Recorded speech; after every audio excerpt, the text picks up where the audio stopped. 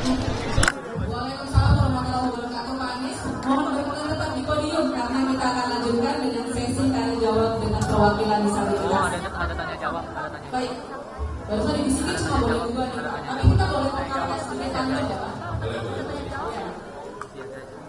Jadi kalau saya jangan patutnya bilang catat ya Bapak Ibu. Oh Amin bilangnya katanya bukan catat. Oke. tanya jawab. Baik. Buah kecapi rasanya manis. Jangan dimakan dengan bijinya. Mumpung sudah ada Pak Anies, mari kita lanjut bertanya. Baik, tadi ya sudah ada dua orang ya yang ingin bertanya. Satu orang di sebelah situ. Baik, satu. Kemudian satunya lagi saya cuma boleh satu lagi nih. Tapi dengan disabilitas apa? Tuli, berapa? Satu lagi jangan tuli. Dansa atau netra? Netra. Netra yang ini boleh tuh yang laki-laki. Yang tadi udah perempuan, satunya laki-laki. Satu lagi yang dansa. Buat cadangan ya. Cadangan ya. Boleh yang di sebelah sini, boleh yang di sebelah sini. Ya, 3 orang. Tapi kita lihat waktunya. Baik, langsung saja pertanyaan. Nanti dijawab sekaligus oleh Pak Anies begitu sudah selesai. Baik. Kita tolong dibantu. Mungkin JPG-nya langsung mengisyaratkan. Dari yang netra dulu. Tuli dulu, pergi dulu.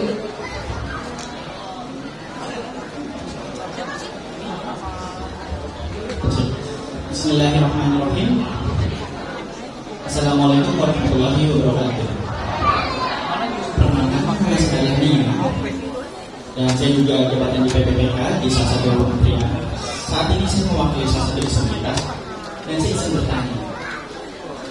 Di Indonesia ini memang banyak sekali beberapa peraturan, sangat banyak sekali jumlahnya, dan terkait hak disabilitas, memang pembunuhan ini banyak yang berbenturan.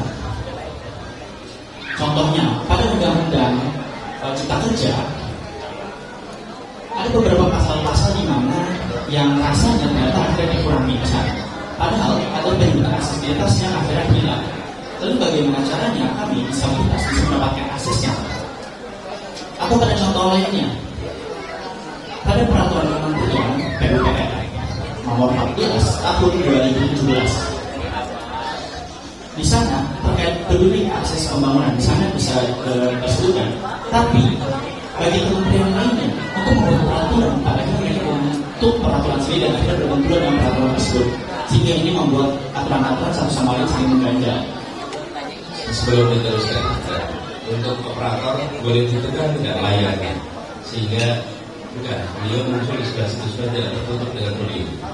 Di switch sekarang ini supaya layarnya muncul sebelah kiri biar membaca yang bertanya bisa dibaca oleh semua. Tidak dapat anda itu sudah tidak dapat kameranya jadi layarnya itu kan. Oke, silakan diteruskan.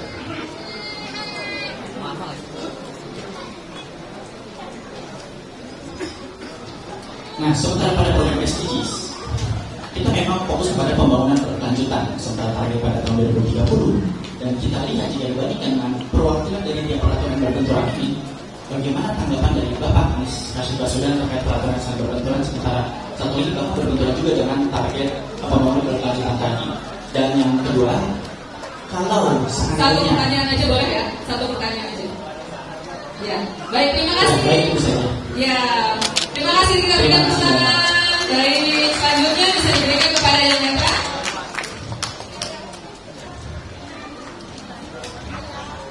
Ya, langsung bertanya satu pertanyaan singkat ya.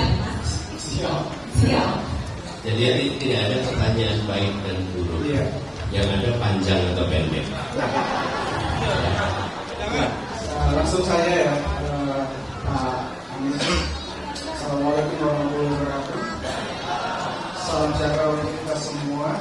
Saya Pak dulu. Ada poin yang mungkin menjadi catatan. Ketika sektor formal kesempatan kerja itu tidak diberikan kepada netra. Nah, di sini mayoritas netra itu banyak yang bekerjanya massas.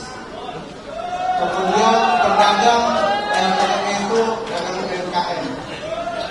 Nah, sejauh mana Bapak nanti melindungi dengan pasal 11 Undang-Undang Nomor 8 2016 mengenai perlindungan kewirausahaan dan juga penjaminan bagaimana simpan pinjam koperasi yang akan dilakukan apabila Bapak akan terpilih menjadi presiden. Saya kira banyak kebijakan program yang ada itu menjadi asal Bapak senang laporannya. Nah, sejauh mana Bapak untuk mengawasi agar program ini dapat berjalan dan UMKM untuk bisa bersejahtera besar kawasan kita. Terima kasih. Ada usulan tidak? Bapak punya usulan? Oh ya, Menteri Pariwisata dan Ekonomi Kreatif Pendidikan banyak melontarkan juga ide-ide dan lain-lain. Seperti misalkan barista ini coba yang total ataupun low vision ini diakomodir. Kemudian masa pijat ini coba disentralkan seperti ada sentral. Pusat sampai daerah terkoordinir sampai oleh pemerintah dan persaingan usaha terhadap yang disabilitas bisa berjalan. Itu Pak. Terima kasih. Terima kasih. Katanya sudah ada satu lagi Pak Gufroni ya tadi ya. Pak Gufroni. Pak Gufroni. Pak Gufroni. Ya. Pak Gufroni. Pak Gufroni itu. Pak Gufroni yang itu. Pak Gufroni. Ya. Baik, assalamualaikum warahmatullahi wabarakatuh. Singkat saja, Pak Anies kan pernah menjadi gubernur di Jakarta dan sukses juga menerbitkan disabilitas. Pada waktu itu sudah ada medsosnya, ya. Tapi medsos sendiri tidak jadi yang menerbitkan disabilitas. Sementara disabilitas ini penting ya bagi penyandang disabilitas. Selain sebagai identitas ya, tapi juga bisa menerapkan benefit-benefit ya. Misalnya kebutuhan dari para penyandang disabilitas. Bagaimana nanti kalau Pak Anies jadi presiden, praktek baik yang ada di Jakarta itu bisa diimplementasikan di seluruh Indonesia. Terima kasih. Baik, terima kasih. Itu tadi sudah 3 pertanyaan Pak, dengan untuk langsung dijawab. Terima kasih. Pertama, yang terkait peraturan. Di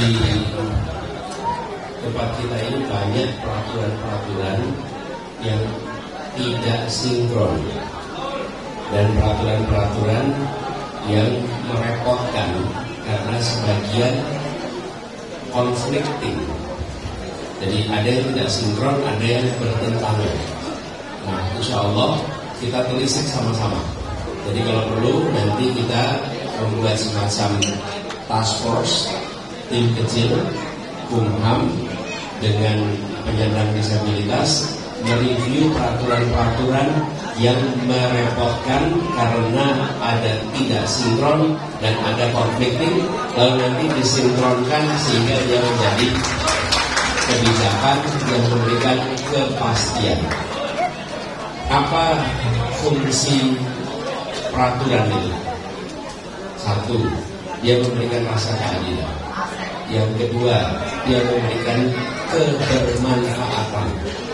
Peraturan itu harus ada unsur kebermanfaatan. Yang ketiga, dia memberikan kepastian. Nah, ketika aturan itu konflikting atau tidak sinkron, maka soal yang ketiga ini tidak terpenuhi karena tidak memberikan kepastian.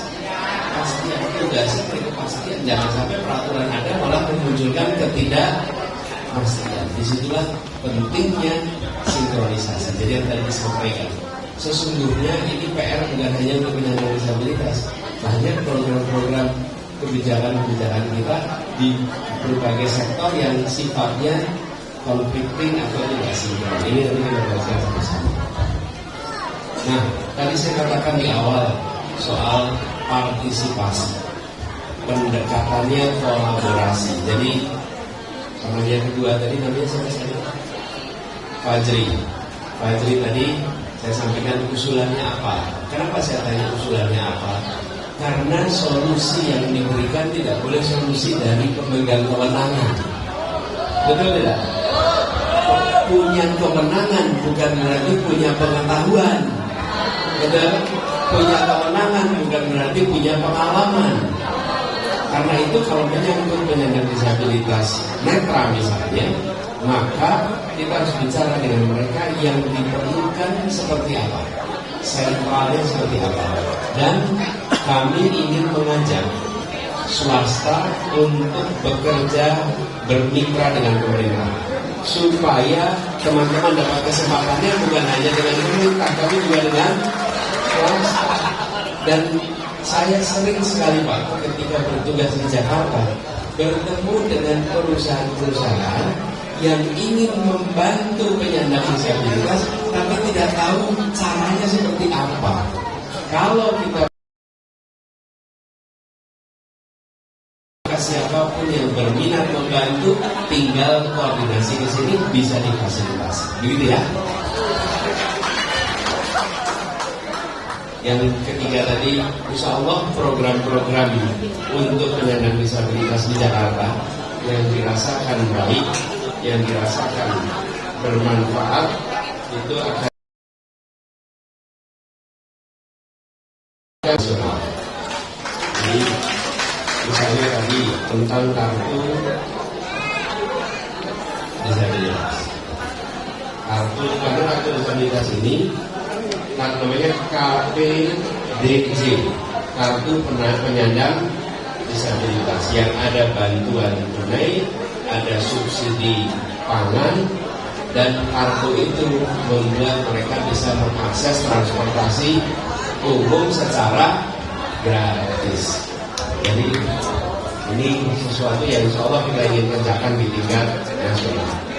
Kemudian alat bantu bagi penyandang disabilitas. Alat bantu inilah kenapa kemitraan dengan swasta itu penting, karena banyak juga yang mau terlibat di sini. Dan kemudian tempat tinggal, program-program perumahan yang ramah dengan disabilitas.